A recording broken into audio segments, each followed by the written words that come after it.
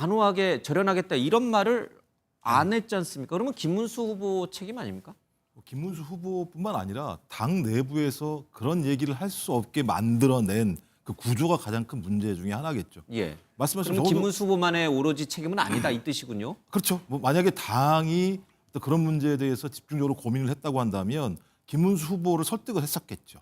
설득을 해서 적어도 6월 3일 선거 이전 날 우리는 다른 문제는 몰라도 내란 문제에 대해서 국민들에게 예. 사과와 반성을 하고 내란 우두머리 혐의로 지금 재판받고 있는 윤석열 전 대통령하고는 완벽하게 절연함으로써 우리가 쇄신을 출발하겠다 정도의 얘기는 했었어야 되는 측면들이 있는 건데 당에서 주류가 그런 얘기를 했다라면 근데 이제 그럴 수 없는 구조가 김문수 후보 스스로도 마찬가지입니다만 본인 혼자 본회의장에서 다른 국무위원들 모두는 내란에 대해서 사과를 국민에게 드렸는데 본인만 꼿꼿이 앉아 있었던 그 이유 때문에 본인이 대선 후보가 됐던 과정들이 분명히 있기 때문에 저런 얘기는 또 후보 예. 스스로가 자기 부정일 수도 있는 측면이 있는 거죠. 저는 그래서 이 구조의 문제다. 그리고 누구도 결단하지 못했다. 그 문제에 대해서. 근데 예. 이제 와서 결단을 하는데 국민들이 봤을 때 그것이 진정성이 있는가라고 하는 부분에 대한 또 다른 또 의구심이 들겠죠. 권성동 원내대표가 사퇴하고 박수민 의원이 사과의 큰절을 릴레이를 한다고 해서 그 구조가 바뀌지는 않는다 이런 뜻인가요? 그러니까 저는 세 가지 정도를 해야 된다는 생각이 들어요. 그러니까 어차피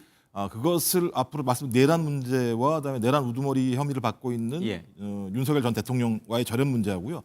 또 하나는 그 김문수 후보에서 한덕수 후보로 바꾸려고 했었던 예. 후보 바꿔치기를 함으로써 정당 민주주의를 훼손했던 부분에 대해서 저는 당원들에 대한 반성이 있어야 된다는 생각이 들고요. 예. 마지막으로는 여전히 내부에 부정선거를 주장하시는 분들이 계세요. 저는 이런 분들하고 좀 절연해야 된다고 생각하거든요. 이런 세 가지 정도가 어떤 결단이 돼야지 국민의힘이 혁신의 길로 들어설 수 있다.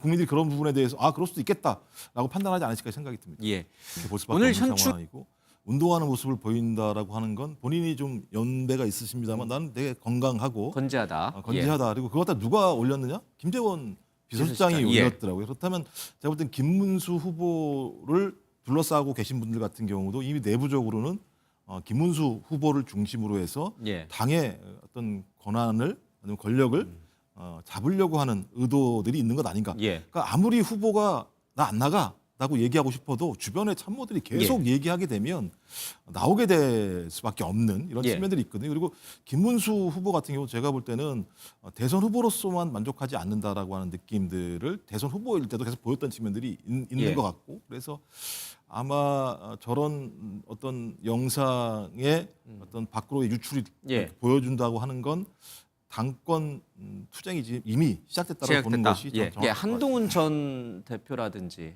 또는 지금 하와이에 계신 홍준표 시장도 그러면 마음이 조급해질까요? 나도 빨리 지금 뭔가 나서야겠다 이런 생각을 하나요? 그러니까 김문수 후보가 당권 도전에 나서겠다고 얘기하는 상황이 벌어지게 되면 전 친윤과는 또 별도의 예를 들면 어떤 흐름들이 있다는 생각이 들거든요. 그렇게 되면 제가 볼 때는 오히려 한동훈 후보 같은 경우는 더 안 좋은 상황으로 갈 수 있는 거죠. 본인의 공간이 적은 거고. 김문수 후보가 친윤과 거리두기를 하면은 한동훈 대표에게 불리해진다. 그러니까 거의 제가 볼 때는 서 있을 만한 위치가 없는 상황이 벌어질 수도 있을 거라는 생각이 들고 그다음에 한동훈 전 대표를 오히려 정치적인 공간으로 올라올 수 없도록 사전적으로 소위 김문수 후보와 친윤계가 환경을 만들 수 있는 측면이 있기 때문에 저는 한동훈 전 대표에게는 매우 안 좋은 상황으로 가고 있다는 생각이 들고 홍준표 전 대구시장 같은 경우는 제가 볼 때는 하와이에서 돌아오기 어려운 상황이 돼간다는 느낌이 들 때도 있어요. 왜 비행기가 없어요? 아니 비행기는 있죠. 근데 왜냐하면 이제 돌아와서 본인이 어디를 중심으로 세력을 만들 것인가의 부분인데 일단 이준석 후보 같은 경우도 상당히 본인이 3차 TV 토론 과정에서의 발언 실수로 정치적으로 지금 몰리고 있는 상황이기 때문에 홍준표 전 대구시장이 이준석과 같이 뭘 도모할 수 없는 상황이다. 또 당 안에는 이미 본인이 탈당을 했기 때문에 입지가 없는 상황인 거죠. 전 그렇다면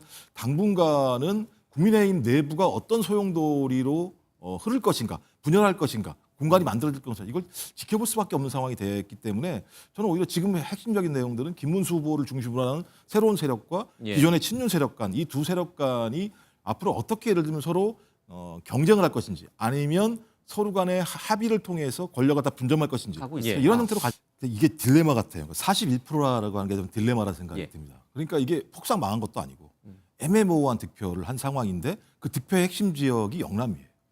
그럼 예를 들면 예, 그렇죠. 영남 지역이죠. 그러니까 TK. 그럼 이쪽 지역에 있는 국회의원들 같은 경우 자기의 세력들을 계속 유지하는 것이 나을 것인지 아니면 진짜 혁신의 길로 가는 것이 맞을 것인지라고 판단했을 때 애매모호한 지점이 있는 거죠. 오히려 지금에 있는 시스템으로 가는 게 낫다라고 판단이 예. 들면 저는 과거의 친윤 체제와 같은 형태의 기득권 연대가 더 강화될 가능성이 예. 높은 거죠. 그렇게 되면 제가 볼 때는 한동훈 전 대표 같은 경우 입지가 만만치 않을 거다. 그러니까 대중적인 힘으로 될 거다 이렇게 얘기하는데 저는 한동훈 전 대표 같은 경우는 오히려 이번 대선 과정에서 본인의 대중성들을 더 상실했다는 생각을 가지고 있기 때문에 앞으로 재기하는데 상당히 큰 어려움이 좀 있을 거라고 생각이 듭니다. 근데 정말 분이 약간 이게 맞는 건가? 근데 뭐 이준석 후보는 두 가지 어떤 양가적인 뭐 판단이 될 수 있겠죠. 본인이 대통령이 될 수 있다고 저는 나왔다고 생각하지 않습니다. 미래를 위해서 본인이 이번 대선을 거점으로 삼았다고 생각이 들고 그렇겠죠. 예, 예. 그렇다면 본인은 앞으로 계속 그 길로 가겠다라고 하는 생각을 가지고 뛰어들었겠죠. 그리고 가장 먼저 대선 출마를 선언했었기 때문에 그러니까 내란 문제가 잘 정리되지 않은 상황에도 본인이 대선에 뛰겠다고 국민들에게 얘기를 하고 나와서 본인의 꿈이 명확하게 대통령이다라고 생각을 예. 하는 측면들이 하나가 있는 거죠. 그렇다면 저는 당연히 대선에서 패배했다고 하더라도 지속적으로 자기에게는 이제 선거 계속 대선 후보로서의 선거운동을 한다고 생각할 수 있는 예. 거죠. 저는 그거는 의미가 있다는 생각이 들고 또 하나는 8%가 나왔으면 엄청나게 많이 나온 겁니다. 제3 후보가 8%가 나왔다, 10%가 안 넘었다고 하더라도 예. 상당히 많은 지지를 받았기 때문에 본인 입장에서는 아 이제 가능하다.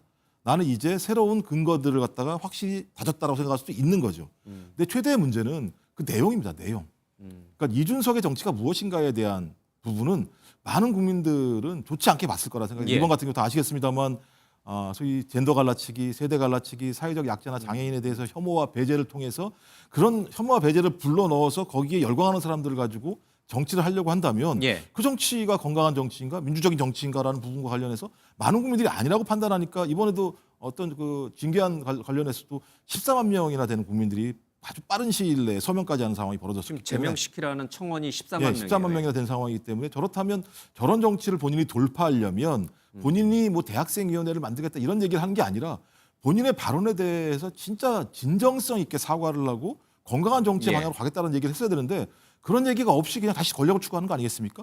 저는 오히려 우리 사회가 어쩌면 매우 위태로운 정치인을 하나 키우고 있다는 생각도 들어요. 그런 면에서.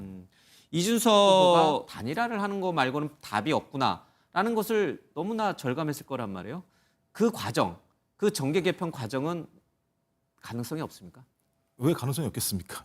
제가 볼 때는 그러니까 이준석 의원은 제가 볼 때 5%가 나왔건 8%가 나왔건 10%가 나왔건 자기 정치를 할 겁니다. 5%는 5%의 의미를 찾아서 8%는 8%의 의미를 찾아서 다음 대선에서도 10%는 10%의 의미를 찾아서 아니 지금 만약에 8%가 나왔습니다만 그러니까 본인은 유일한 꿈이 하나밖에 없다라는 거죠. 대통령이 되겠다라는 꿈이 있는 예. 거죠. 대통령이 되기 위해서라면 그 과정에서 단일화를 할 수도 있고 단일화를 안 할 수도 있고 합당을 할 수도 있고 합당을 안 할 수도 있고 예. 그다음에 내가 들어갈 수도 있고 아니면 내가 흡수할 수도 있고 그러니까 자기의 영역들 그러니까 본인이 지지율이 높아가게 되면 어떤 것도 할 수 있다라고 판단하는 것 같고 예. 그런 측면에서 아 내가 지금 20, 30대한테 상당히 많은 인기를 얻었어.